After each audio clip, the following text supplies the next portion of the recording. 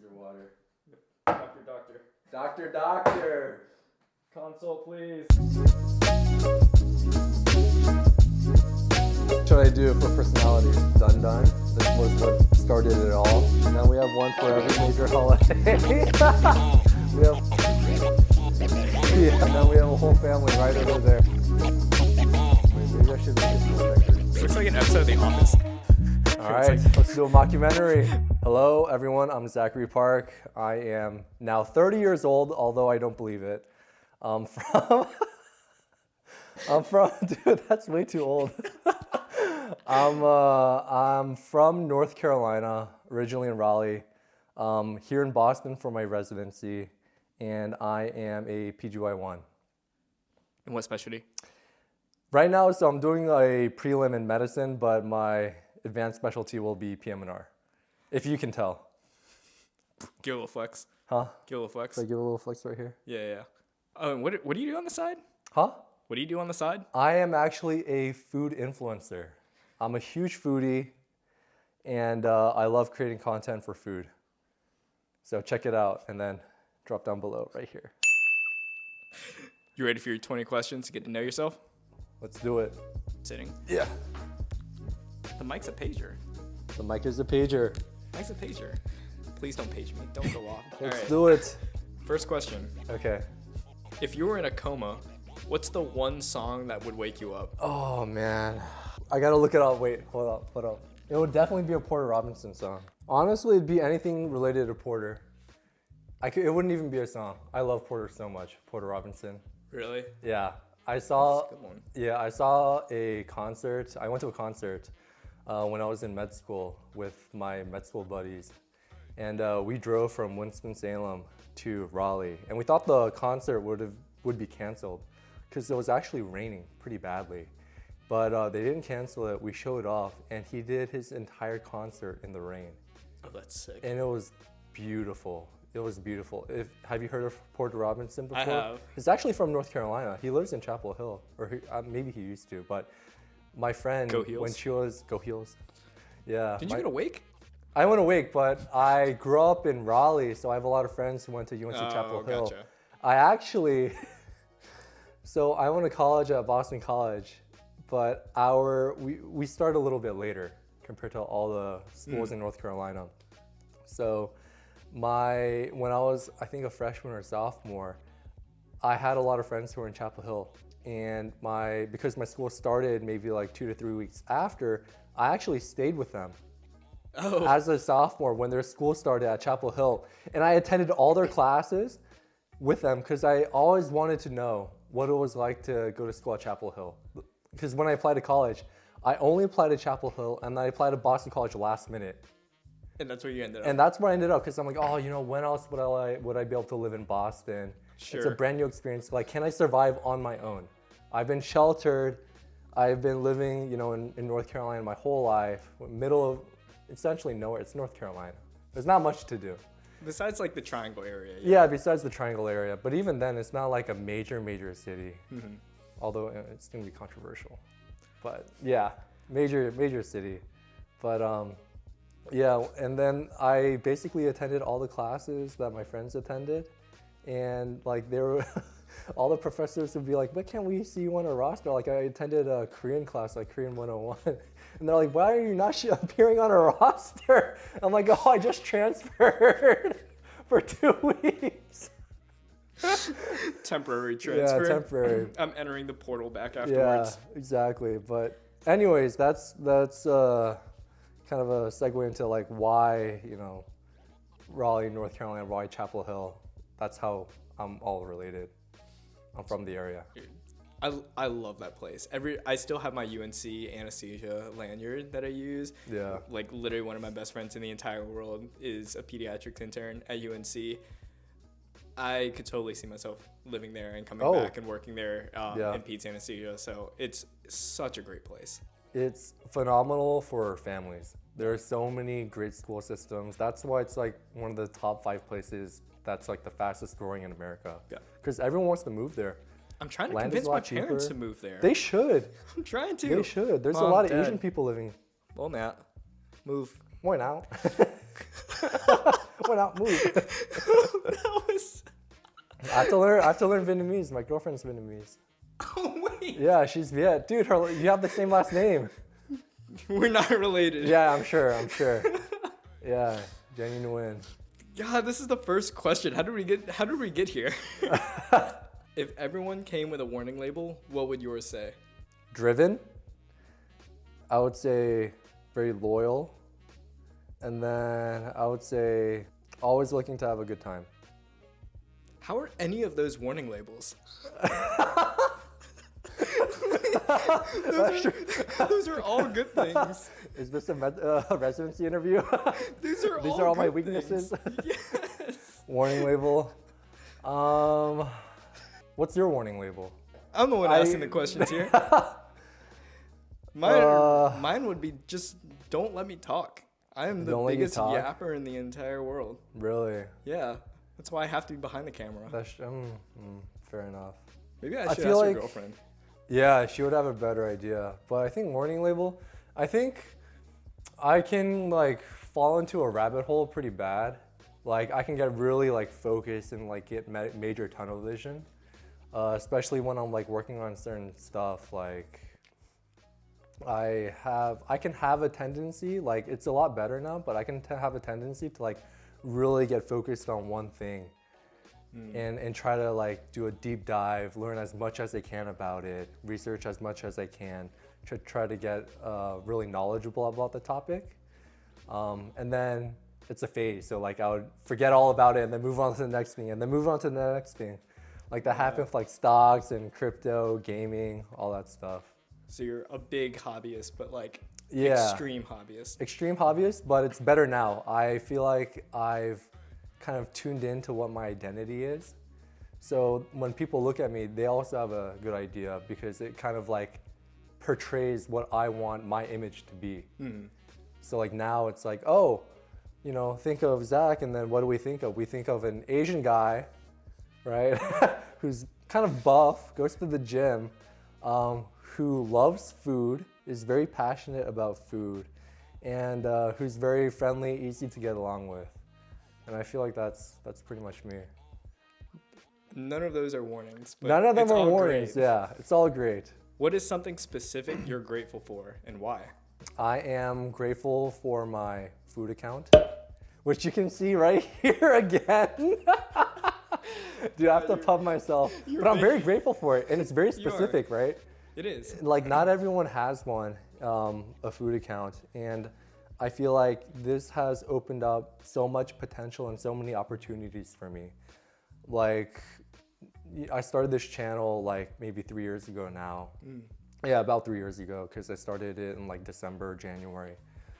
But it's allowed me to spend a lot of time with my friends, and all my friends, like in med school, I would take them out to eat, you know, at least once a week. And everyone was down for a collaboration. Like I had this one collaboration with a Korean barbecue restaurant in Charlotte, and we would drive like an hour. It was only an hour away each way, but I had to go there every other week for a Korean barbecue with 4 to 5 people total, and it was all you can eat and essentially all you can drink. And so everyone would be down to go. Like I would have friends rotating through, but that's just one example of how, you know, my food account can bring people together and really cultivate these relationships and bonds. And it's allowed me to explore a lot of very different restaurants that I otherwise would not be able to go to. Like first of all, because I wouldn't know about it, and then secondly, like because it's too expensive.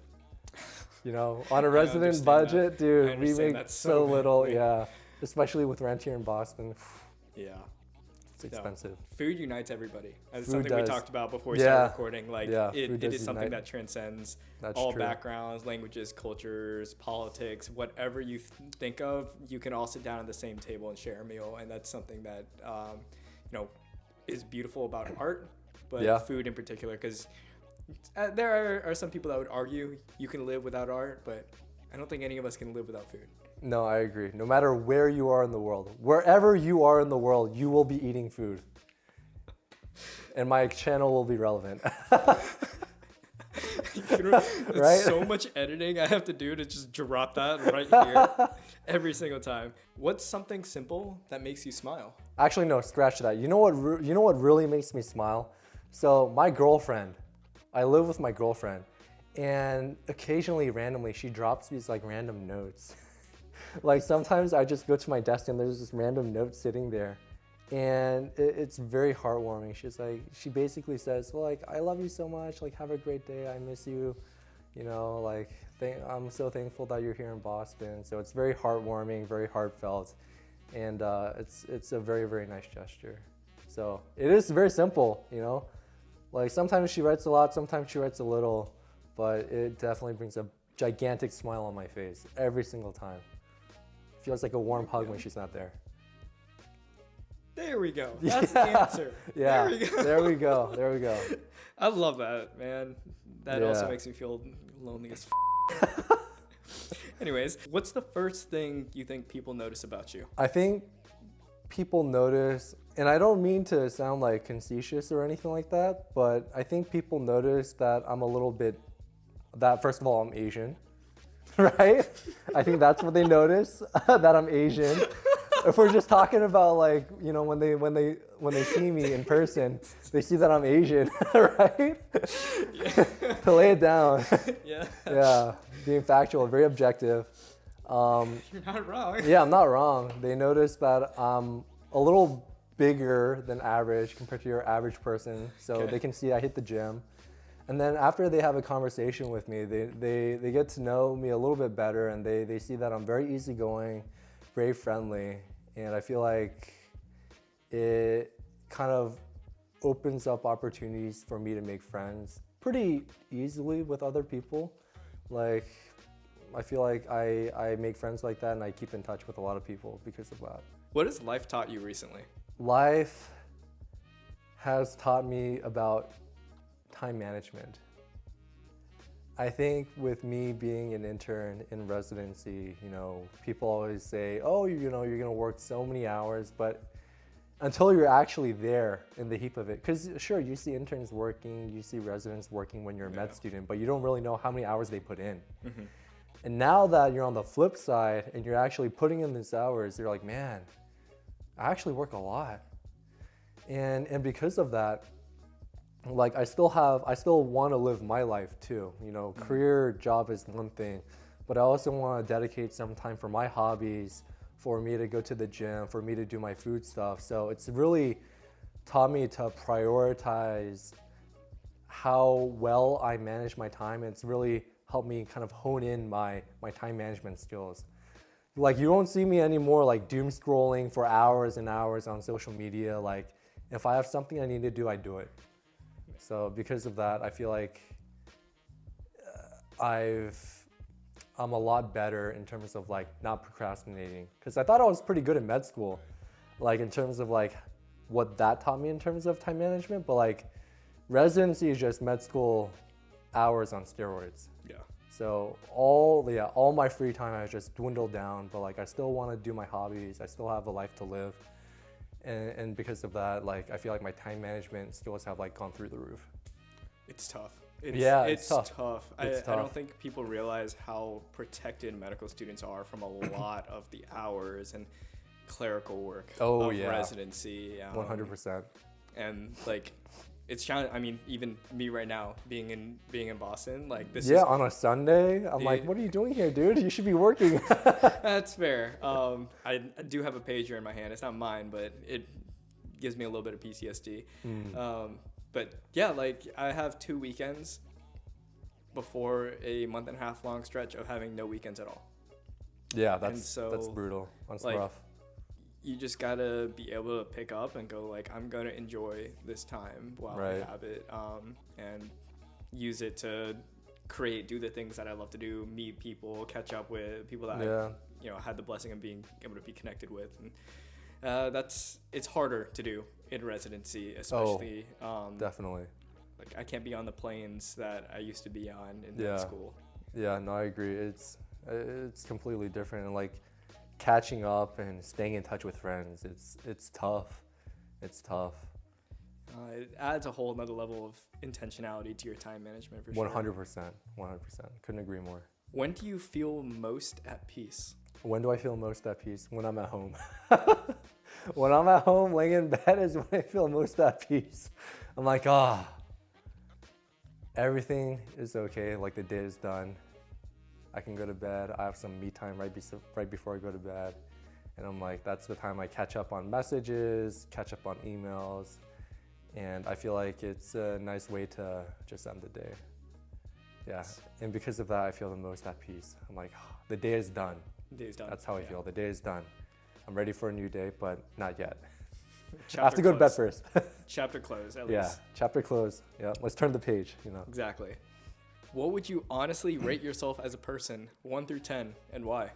I would give myself, like, what do you mean in terms of a person? Like, overall, are we talking about? Interpret that any way you wish. Interpret that? Okay. I think overall, I would give myself an 8. I think I'm a pretty good person. I think I'm a pretty good friend. I'm a pretty good partner. I'm a pretty good son. I'm a pretty good resident. I'm always room for improvement. But I think I'm competent in all those levels where I feel like I would be above average. Is that kind of narcissistic? I feel like that is. No, okay. It isn't. I mean, like... my ego is not high. My head is not gigantic. My head is not high, but I mean, yeah, I think I'm a pretty good person, and I think other people can say the same thing about me, like after they interact with me and actually get to know me. Like I have a ton of friends from back home I've known since like 2005. I have a group of friends down there, and like every time I'm back home, or every time, because they're not all in North Carolina anymore. They're all over the place in like Nova, like the Northern Virginia region, and then in New York. And but every time I see them, like we basically hit the play button, and then we hit the pause button. Yeah. I'm not sure you could relate. Absolutely, I can relate. But I'm sure they would say the same exact thing. That's why we all keep in touch too. We're all good people. Yeah. No, that's not isn't that why you're here? I met you one time before, dude, and you're here in my room. Yeah. Rating 8.1. 8.1. Okay. A nice, we're growing. Generous. Yeah, we're growing. Thank you. There you go. OG Dun Dun. Show them off. Yes. Yeah. Hold on. Just chill here for a bit. I gotta run down and sell something. Ready for part 2? Yeah, part 2. Let's do it. All right. Are there any particular personality traits or natural skills you found influenced you choosing your career? And I'm gonna extend that to your side hustle too. My side hustle? Any skills? Food account? Yeah. Your food account? My food account. My food account. I follow back too. I want to say a million things, but I think me just being like pretty easygoing and always being down. I think that definitely had a component of helping me grow my channel, and like me being a little bit more like personality, like I'm more like type B, where I don't care as much as how the outcome is, as long as it fits my style. So because of that, I'm not aiming for 100% perfection on every single video. So I'm able to put out videos like almost every single day. It only takes me like 20 minutes to edit a video, 10 minutes to put in a caption. So like after a food collaboration, I'm able to, when I go back home for the day, I'm able to like just lay in bed, watch a TV show and finish editing and creating the caption in one episode. So I feel like because of that, I'm able to put out a lot of content that's very quick. All my videos are less than 15 seconds. I try to make it very, very short to be suitable for short form videos. And I feel like because of that, I've been able to grow a following where, some videos might not do as well, but other videos have been going viral. Like I posted a Vietnamese restaurant in Burlington called Viet Citron. I posted it on Instagram, that got like 250K. IG, that got like 250K around there, and then like TikTok, that got like 200K. So like you never really know which videos will go viral, but if you keep posting, like eventually some of them will go viral. But like the quality of my videos is still, they're not, the quality is not sacrificed. Yeah, it's given the time. I mean, it's one of those things I struggle with very much as somebody with a media background, where like the enemy of good enough is perfection. Exactly. I don't have a media background, so I'm like, oh, that looks good. So post, dude, upload. I wish I could be like you. I will sit there and hyper analyze every single frame. Yeah. But yeah, sometimes good enough is great. Yeah, and there's some videos where, I spend like less than 10 minutes on, they go viral. I'm like, why? It's a terrible video. Why did it go viral? I don't know. The inverse rule of creating stuff on social media. Yeah. The more effort and like desire and passion you put into a single piece, the worse it is going to perform in analytics and views. That is, anybody who has tried to build anything on social media, they know exactly what I'm talking about. I know you know what I'm talking about. I know what you're talking about. Yeah. It's real. It is real. Yeah. I spent a long time making my like 2024 recap, which is a phenomenal video. I mean, it's more for me than for anyone else. I thought it'd get more views because it's a pretty well-made video. Did you watch it? I did. Oh, you did. I remember you liked it. Yeah. Of course, man. Yeah, of course. I appreciate the support. Dude. But it was a great year. My 2024 was phenomenal. I did so much. Yeah, but people want to see what they want to see. Yeah, that's true. What motivates you in life? Being successful, as cliche as it sounds, is a very big motivator, and how people define that is really up to them. And I have different values that I try to strive for, what it means to be successful for me. And that includes, being happy, continuing to grow as a person, and then being financially independent, among other things. Trying to be as successful as I can is definitely a huge motivator in my life. What insecurities have you grown out of? I got a big head. No, I'm just joking.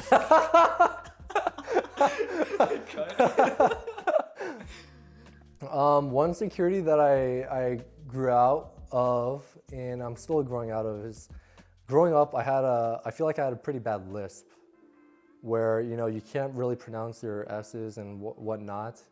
Yeah. And like, because of that, I feel like I developed like selective mutism, where I didn't really want to talk as much. Like, I remember in like elementary school or middle school, I'd have to give like these presentations, but less so elementary school because you don't really know.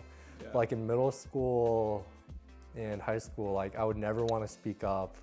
I would never want to answer questions. I remember we were sitting in the circle in like middle school, and we just had to talk about a book we read. And as long as you participated, you get an A for that project.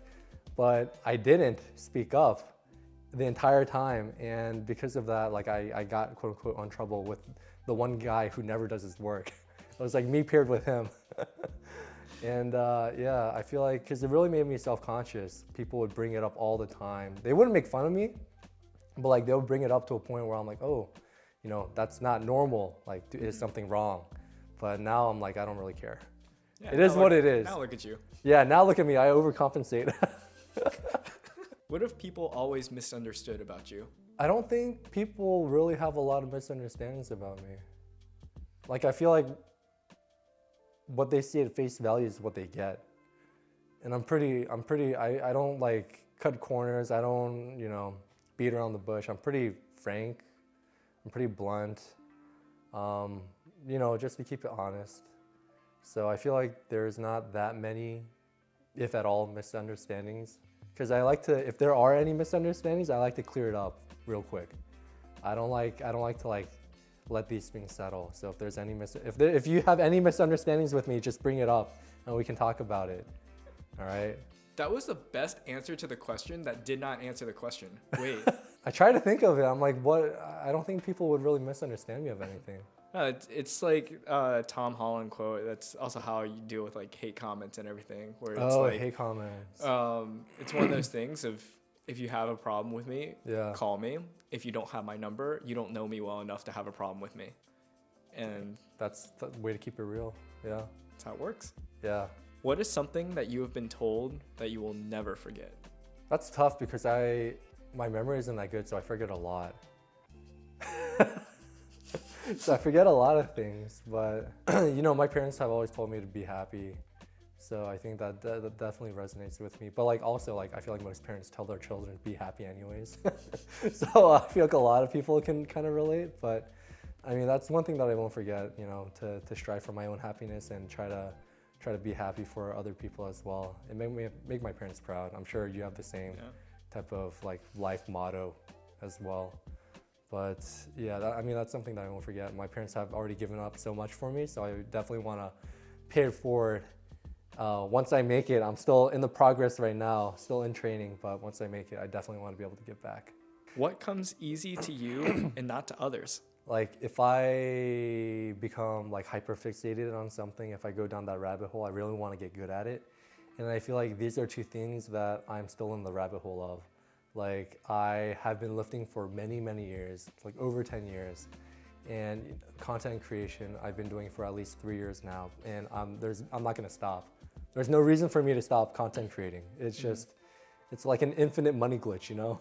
Like you get invited to restaurants, you eat food for free, you invite your friends, and you post that video, more restaurants reach out to you, and it just keeps growing and growing and growing. There it goes. But I feel like like in the essence of it, when you're talking about the core value, I think it just comes down to being motivated.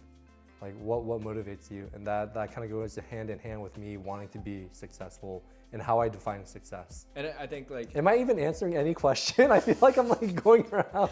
No, so you are, because I mean, you mentioned kind of your ability to hyperfixate on you know, different topics and everything. Yeah. And like in that context, you mentioned it as something that maybe is like a warning or a curse, but in many ways, that's what comes easy to you and not others. And all of a sudden now you've turned it into a way to connect with people, you know, reach some of your goals of success. And that is a talent that I certainly at times don't have. Yeah, and I feel like these are, I wouldn't even say like hyperfixations, they're just parts of my life now. They are who I am. They became a part of my identity, which is really nice. What have you done that you are proud of? What have I done that I'm proud of? Yeah. Okay, I won't be talking about food or the gym anymore. I'm really proud of where I am today in terms of like a career standpoint. So, you know, not talking about my food account or whatnot, but like in terms of like a medical career, I'm very happy to where I am. I didn't know that I would be a resident. I didn't know I'd be a med student in college. I played too much, which is why I had to take a few gap years to really build up my application to be able to, dude, if I told you my GPA, oh my God, you'd be like, how the heck did you even get in? What was it? I can't mention. It's too low. It's too greater than or less than 3? I can't mention it. It's too low. It is too low. And I didn't even do a post-bac. I did 3 years of like hard work, tons of volunteering, tons of research, and I feel like those things kind of helped me secure in a few interviews at med schools, and I was very thankful to go to Wake Forest, and through there it kind of just snowballed, you know, finding people, finding friends with a similar mindset and similar interest in life where, you know, sure, we are very passionate about medicine and that's what we want to do for the rest of our lives, but we also have hobbies. You know, we also enjoy going out and traveling, exploring the world, enjoying our time. And I've also been able to really cultivate lasting relationships with mentors as well, who kind of helped me bridge the gap between med school and residency in PM&R, which I'm very thankful for. That, you know, if you told me in college, you know, you're gonna go to residency in Miami, I'd be like, no way, no shot. So very, very thankful for where I am today. You know, all the stars aligned, and sure, eventually I learned to put in the work, but I'm very, very thankful for where I am and how I ended up. We're watching Blue Lock season 2. If you haven't watched it, I highly recommend it, especially if you love sports, even more so if you love soccer. Yeah, dude. How's the frame? Frame looks cool. Yeah. Okay. Is my forehead shiny? Forehead's very shiny. Okay, very good. Did you polish it today? No. No, it shouldn't be polished. Oh, it's natural. Are you happy? I'm very happy. I am, like I mentioned before, in the second section. I'm very happy with where I am today, about the entire journey that it took to get here.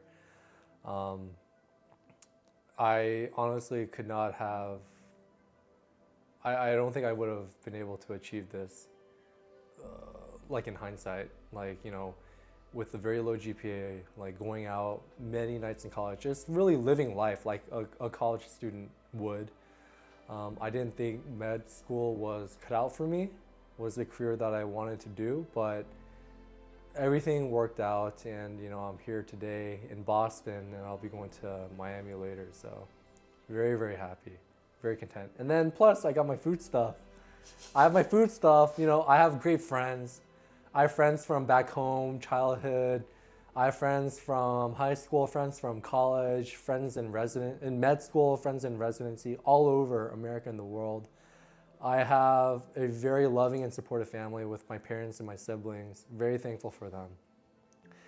And I have a loving partner, you know, who's been supportive through thick and thin. I mean, dude, when we were in med school, I was looking up Groupons to like go eat like Burger King, and she'd be down for it, which is really nice. And like now I can take her out to whatever food she wants, as long as it's a collaboration. As long as it's a collaboration.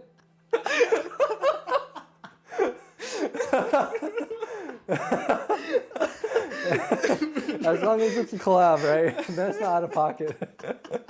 And then, oh man, and then really thankful for my food account, my health, still able to go to the gym, still putting up good numbers there too. Very happy with how my life is going, very happy with my career. I'm doing the specialty that I've dreamt of, PM&R. So I'm very happy. I couldn't ask for more, honestly. I mean, you could always be richer, right? In terms of finance. I could be financially independent. It'll come. Yeah, it'll come. You're doing pretty well for a resident. Yeah. I think I'm not doing too shabby. And even then, even like the monetary stuff, I think the experience of an opportunity, getting to be able to explore all the food places and bring people along. No. Hopefully I'll get to see you in New York. In a second, not, I'll let you know when I go back. I'll hook you up with a free omakase.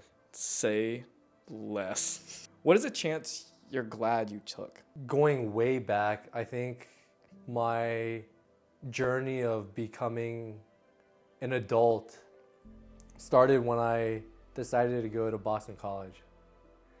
Because I grew up in North Carolina, spent my whole life there. I was originally planning on going to Chapel Hill because I knew I'd get in.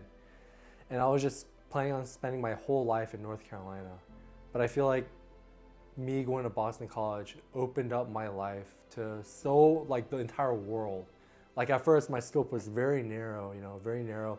Go to school in North Carolina, work in North Carolina, stay in North Carolina. But now, because I went to Boston, so many doors have opened up. And I feel like my viewpoint now isn't just limited to like here, it's like the whole world. Like in 2024, I traveled the entire world. I was in Japan for 5 weeks through a global health rotation, working at a hospital in Tokyo.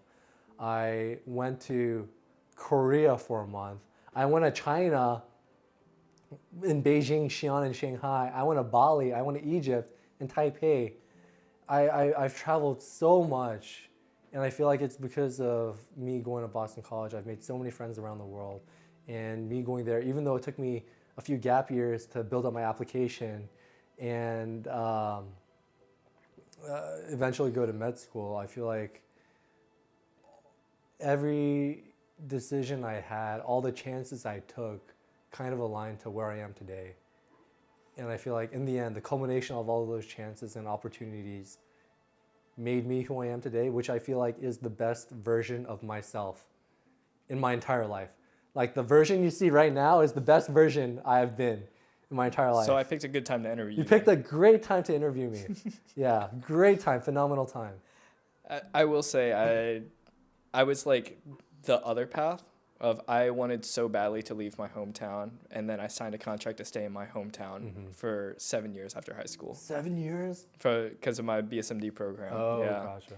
And so YouTube was my big chance at having those expanded horizons. And like I never in a million years would think I'd be on planes like every weekend, every other weekend in my 4th year. Yeah, that is wild. To meet people and like, albeit it's all domestically, but me and my parents, we never really got to travel that much. Yeah. Growing up, so that was something that, like, by the really weird chance I took, you end up exactly where you need to be, and it sounds like that's the truth for you too. Right. Very happy with life, how life played out. Who has had the biggest impact on your life and why? Oh, 100% my parents. 100% my parents have made the biggest impact in my life. I mean, they've been supporting me from day one, literally day one.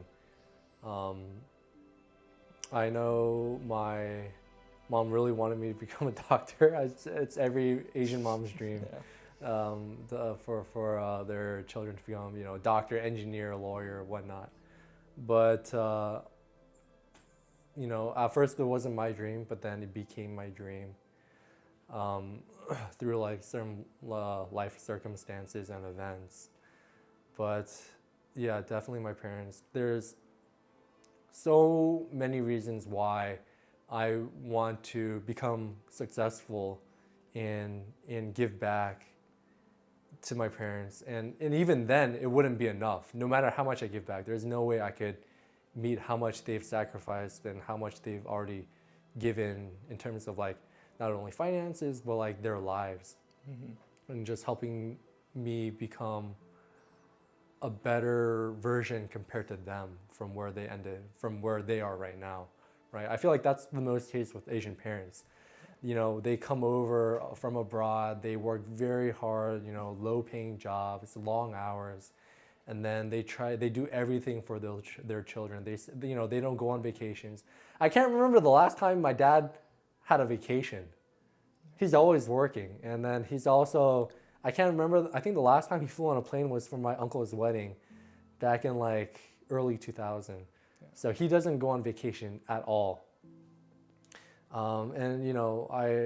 These are things that you don't really realize as children growing up. You're like, oh, cool, I have a dad, I have parents, I'm able to spend time with them, when they're home. But like, now you're an adult, and now we're like in our late 20s and early 30s, and we're like, oh, looking back, we're like, man, they went through a lot, and for what? So their children can live a better life than they could.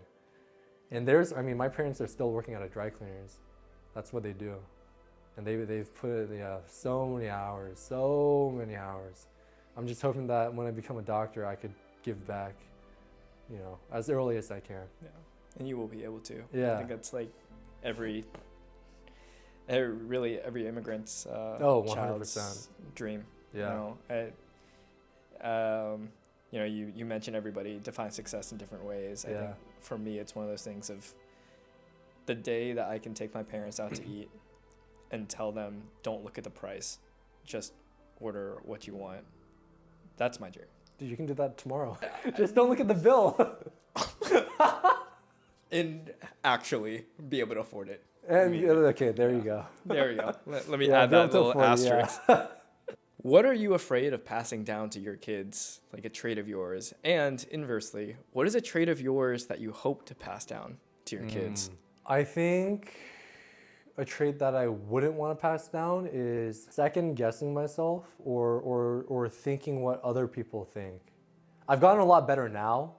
I feel like as people age, you care less about what people think.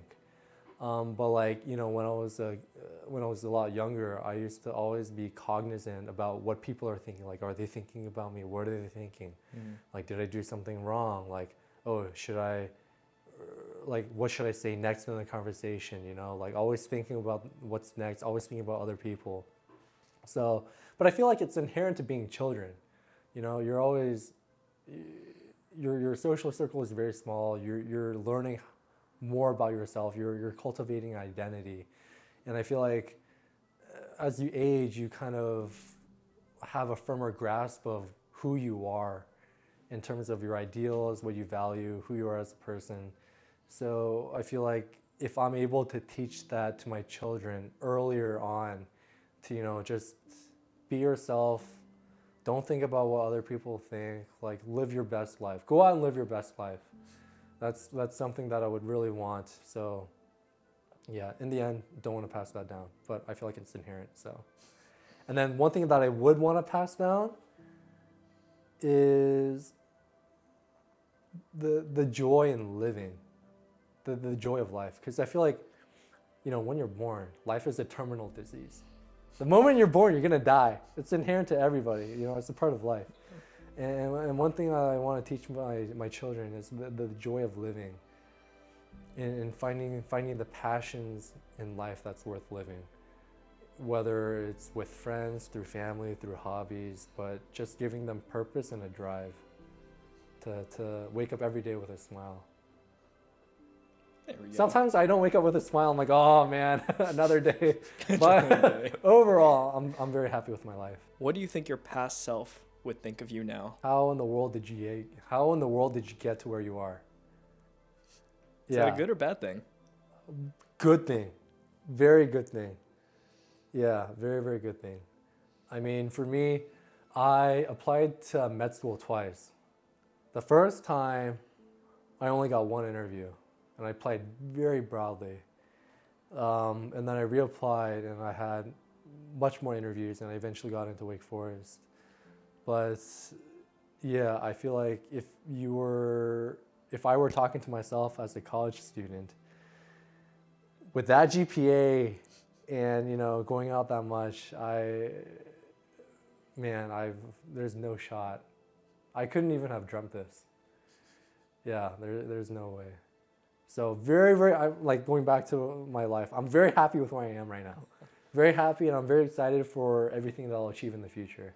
I don't know where I read it. You end up growing into the person that younger you would have felt safe with as a kid. And I really do believe that to be true. And it sounds like your younger self would be very, very proud. Oh, so proud.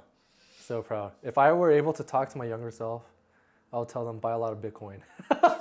Buy a lot of Bitcoin and don't sell it. Diamond hands forever. And that everything will work out. Everything will be okay. Give a word of advice or life lesson that you wish you knew earlier. Everything will be okay. That's the one piece of advice I have for everyone. Everything will be okay. Everything works out in the end. Continue to try your best. Try to be the best version of yourself and don't stop growing. So everything will be okay. There we go. Yeah. And dude, I didn't tell you about why I chose PM&R.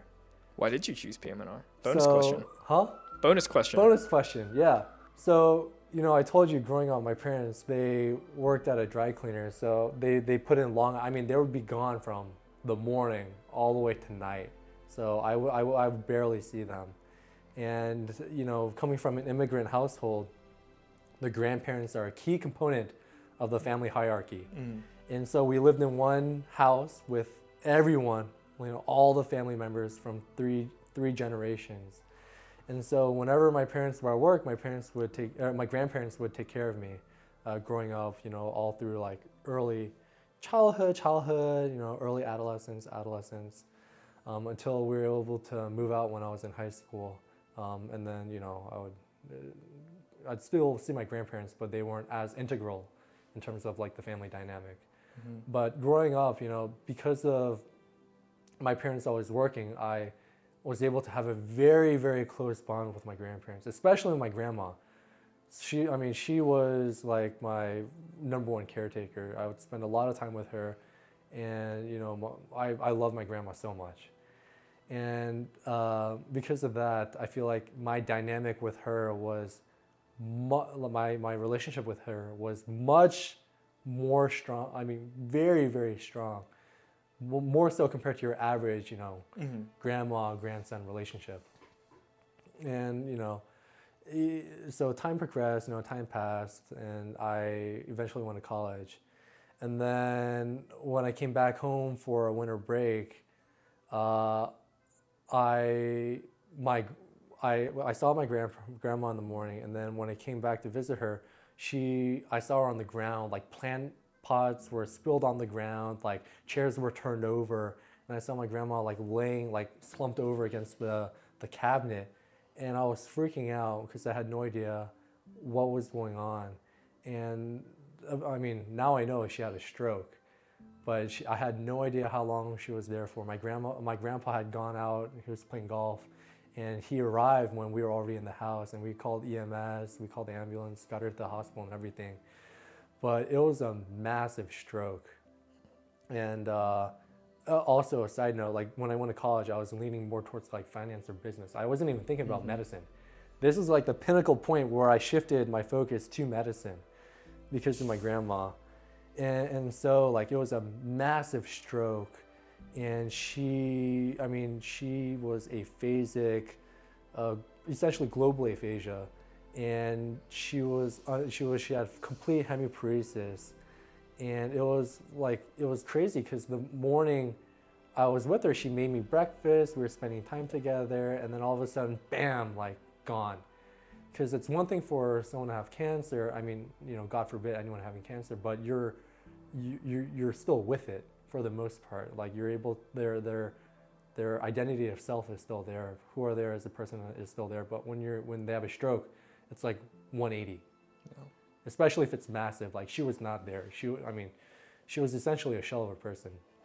And so that was hugely detrimental. She went through inpatient rehab. She got outpatient rehab. We had like home PT, home therapy services come by. So she slowly learned to like ambulate with a walker. But then eventually she had another stroke, and then by then she was bedridden because there was another massive stroke. And when they did the appropriate scans, they also pan-scanned her too.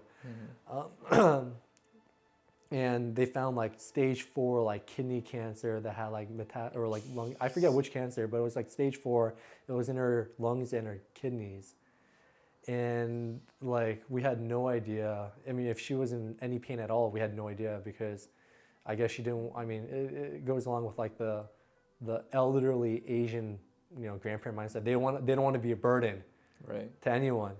And I feel like even if she was in pain or felt a certain type of way, she didn't tell anyone because she didn't want to be a burden. She didn't want to like worry anyone. Yeah. And so like that probably definitely contributed to her stroke, like put her in like a hypercoagulable state. So that's probably why she stroked. Yeah, she had the stroke. She eventually passed away after like 6 months of being bedridden from her second stroke, because my grandpa, he didn't want a peg tube or anything like that. So he was like trying to feed her by mouth, kind of like the old-fashioned Asian traditional way.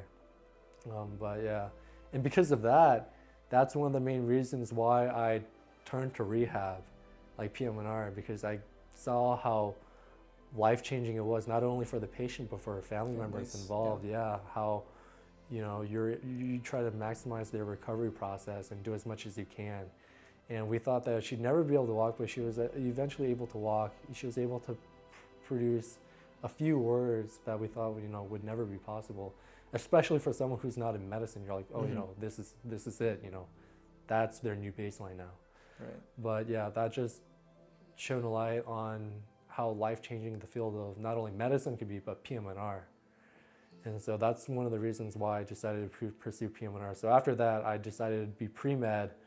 That's when I started like shifting my focus on medicine and med school, try to make my grades better. But they weren't. They were terrible before. But then with as much studying as I did in my latter years, I try to boost my GPA as much as I could. But even then, it wasn't enough, so I had to do gap years. But as soon as I entered med school, got in touch with as many PM&R doctors as I could in the program. We don't really have a home PM&R program, but we do have a rehab unit, inpatient rehab unit. So got in touch there, got really heavily involved with research early on.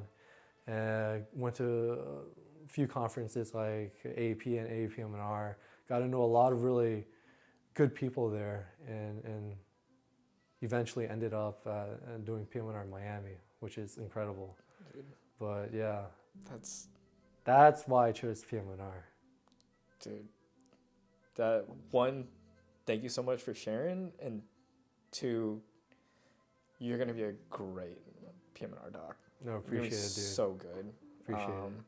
Because it means the world to the families and to the person to have someone that's never gonna count them out and keep them going. Yeah, because I've been on the flip side, you know, as like a patient's family member. I know what they go through. It's detrimental.